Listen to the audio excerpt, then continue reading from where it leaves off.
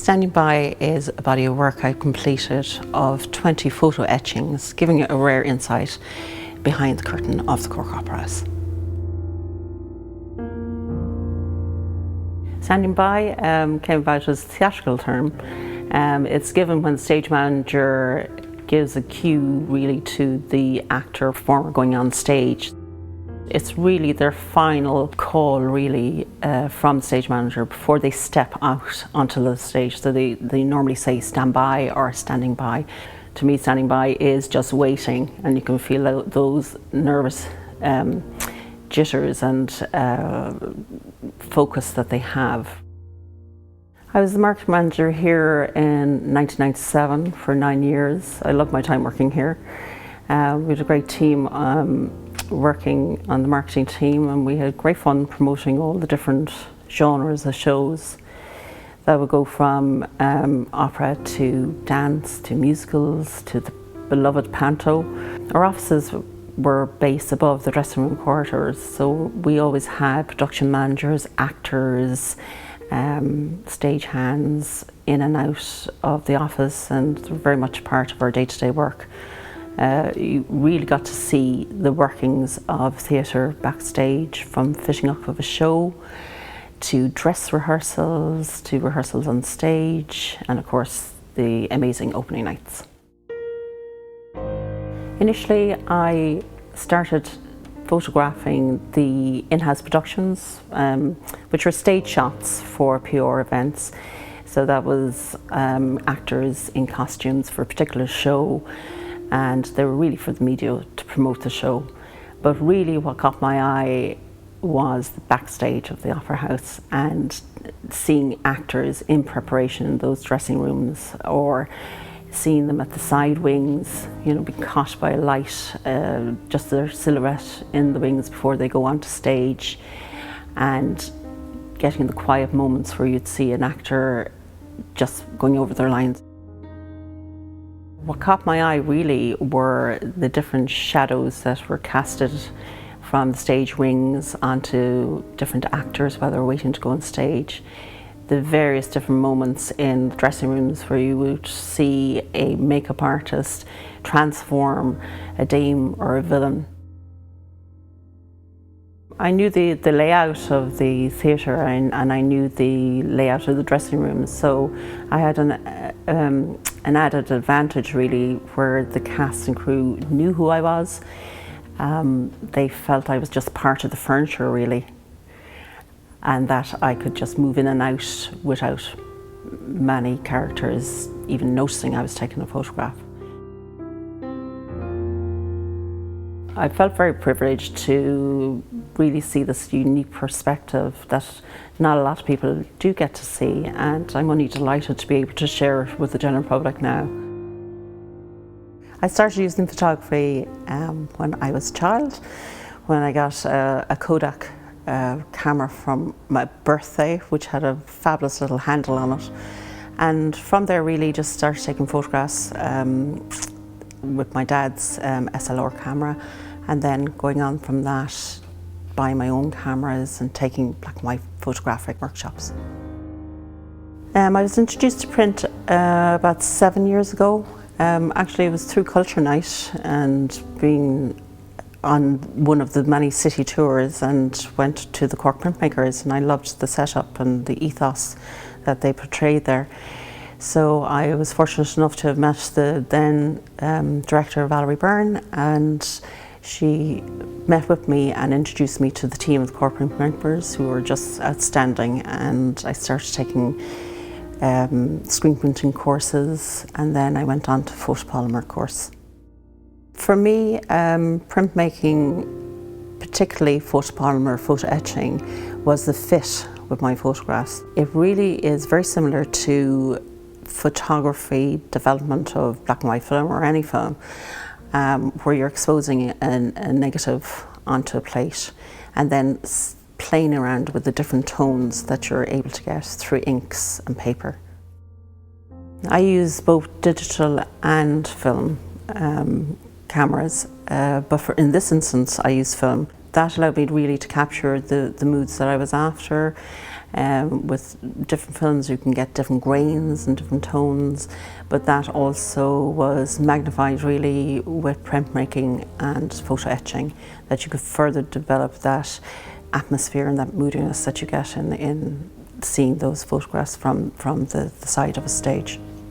Photography and photo etching are the heart of my practice at the moment. Even though I admire so many other art forms, I think I found the perfect fit for me and what I'm trying to portray in my vision for my images. Printmaking has allowed me to become a new and evolving artist. I've always had a passion for art, but I'm a latecomer to developing my own art. Even though I worked in a lot of artistic jobs, I never really thought of myself as an artist. It's only really in the last 7 years where I'm really developing my own practice that I think like that now. I'm not influenced by any particular artist, but I do believe that all artists have an effect on each other. And that's particularly in the printmakers, where there's a wonderful ethos of working with fellow artists in studios there. They're so encouraging, and there's such a variety of work that goes on there.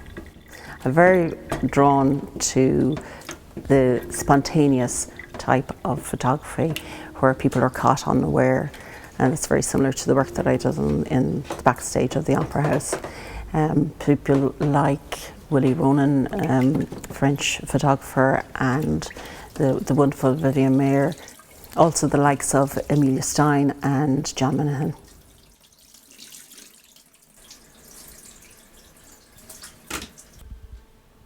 I was like part of the furniture really. They didn't take much notice of me at all, and I kept out of the way. I was very unobtrusive, and that's really important to an actor, that you're not in their way.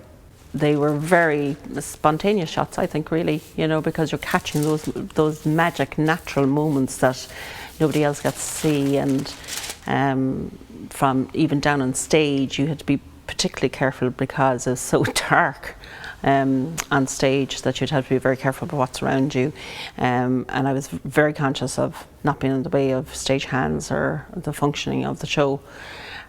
So yeah, particularly on the side wings, it was very, very spontaneous. And then, say, up in the dressing rooms with makeup people, various artists that you would just be walking through the corridor, and one of them might just be reading a book, and the door half open, and you just catch that beautiful glimpse of them.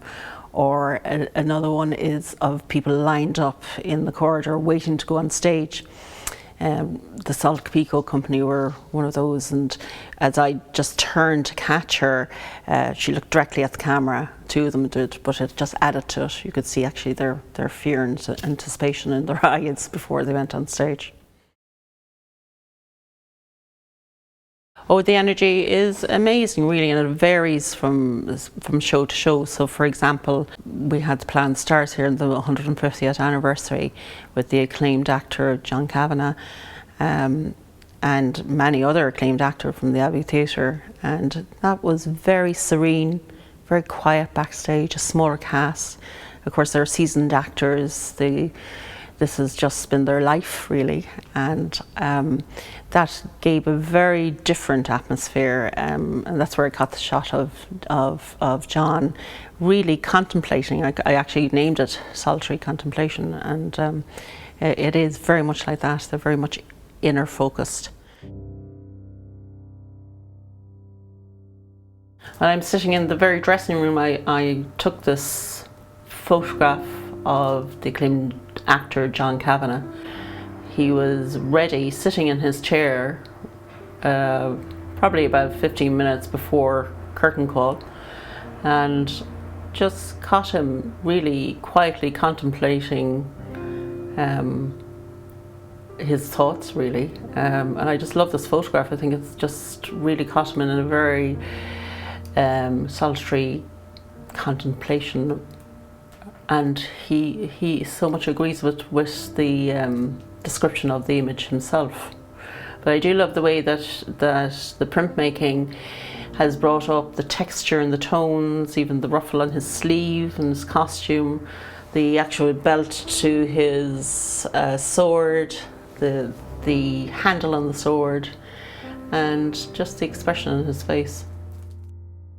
This one I took when he he didn't know I was really there yet, because I was outside of the door. The door was ajar. But then he did notice me, and he was talking to me, and then he went into his own way of posing for photographs, which were quite funny. But a lot of characters wouldn't really talk to you. They just get on with what they're doing. I think it's because I was just part of the four walls around here, and they didn't take much notice of me.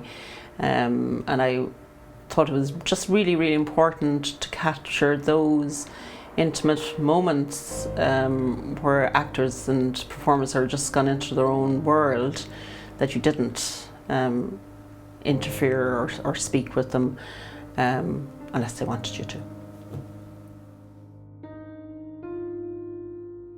And then other shows, for example, like the Panto. That's where you would have a huge crew. You have a combination of a huge amount of kids, so you have the sounds of chatter, it's frenzy, there are numerous costumes all over the place because of panto and dame type of costumes, and makeup galore. So you have such an array of characters and actors and performers in there, from dancers to actors to singers to kids performing as well, and that's very exciting. There's a buzz really to that. So it all depends on the show, really.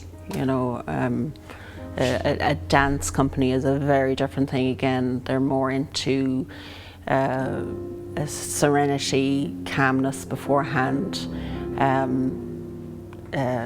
inner thinking really before they go on stage, with stretching, and not as frenzied as the type of like the pantomime.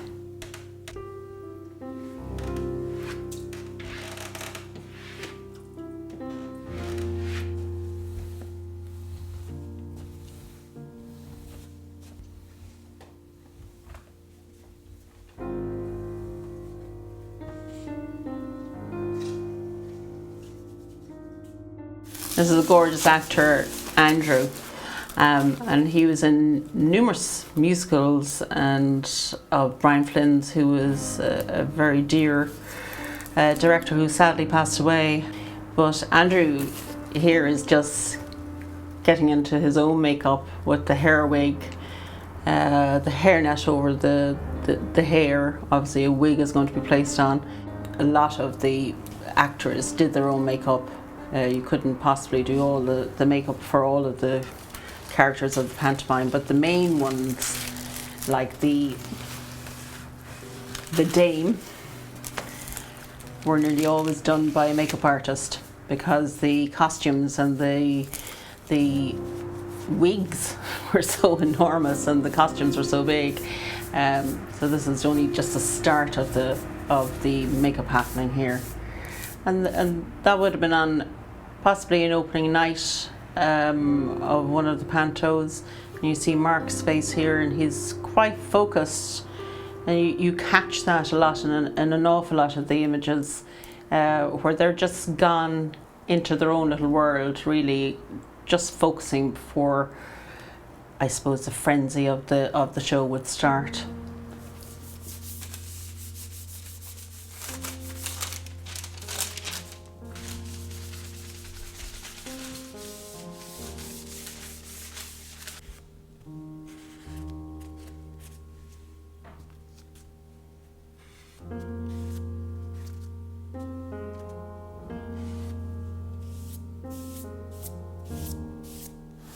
I love this image. It is a real spontaneous one of ballerina from Ballet Ireland, just as she's mid-change, running after getting her costume change and running back down to the side of the stage for her next scene. Everything in costumes is nearly velcroed, making it easy to get in and out of, but I just love this shot that she's obviously has a set amount of time to get back down to the stage, so the dress at the back is open.